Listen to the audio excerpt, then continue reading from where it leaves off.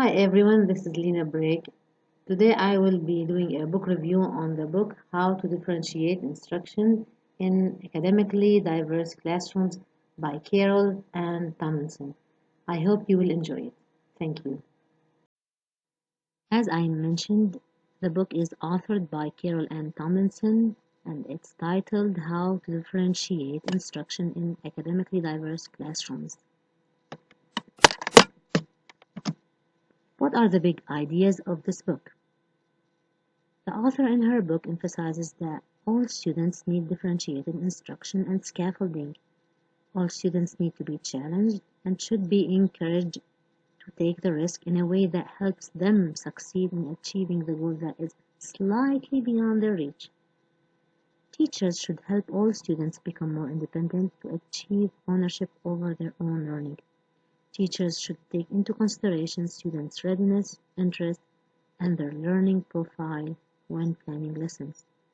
Students and parents are stakeholders in understanding the approach and contributing to it as well. In differentiated classrooms, teachers focus less on knowing all answers and more on reading and guiding their students. Know your students.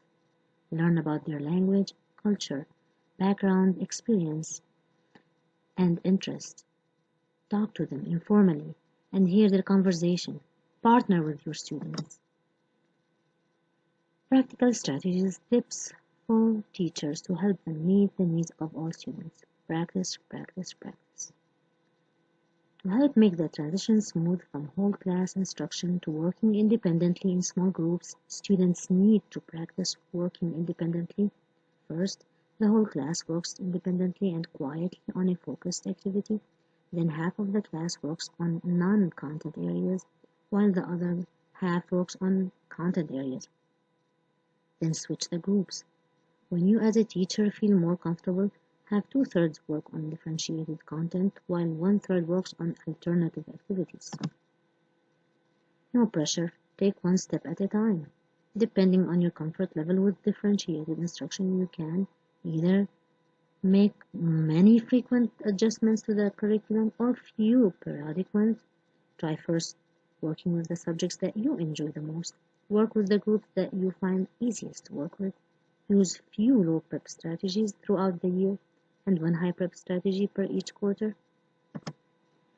Some low prep instructional strategies for differentiation, differentiating homework, show and tell options, use small group sharing, or work alone or with a partner.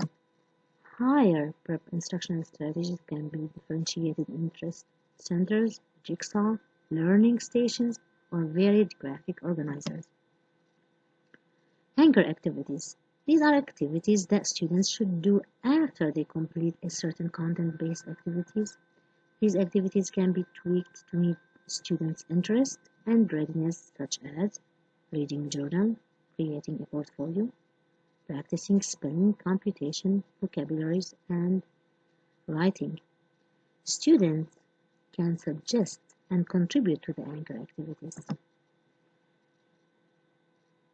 Helpful instructional strategy that I am planning on using in my academically diverse classroom is compacting.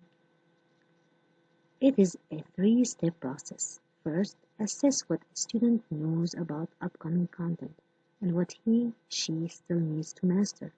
Second, plan for teaching what students don't know and what hinders them from classwork and homework in areas of mastery. Plan for freed up time to be spent with alternative assignments that may or may not be directly related to the content the class is currently studying. Why this strategy? It provides a system for acknowledging and building on advanced knowledge in learners, eliminates boredom, makes better use of students' time, encourages independence. How to use it? Explain the process and its benefits to your students and the parents as well. Pre-assess learners' knowledge and document findings. Allow students choice in use of time bought through previous mastery. Use written plans and timeline for alternative learning. Establish clear expectations for students. Be sure to plan teacher interaction with student while he/she engages with alternative learning. Consider using group compacting for several students when appropriate. Be open-minded. Tomlinson challenges teachers to be open-minded when dealing with students' interests. For example, if your student is on fire to learn about certain things that are not in the curriculum, and if he misses one class project to work on his own personal project, he won't become an academic wreck. Don't be panicked if you realize that your advanced learners know more than you about a topic in a content area. This is your opportunity to trust that your skills and your life experiences can help nurture their skills and talent and provide scaffolding they need. In conclusion, I'm going to leave you with this quote by the author. Few students are advanced in everything all the time. Few struggle in everything all the time. Few are typical of grade or age expectations in every aspect. I hope you enjoyed this book review, and I hope you'll be able to use some of those strategies.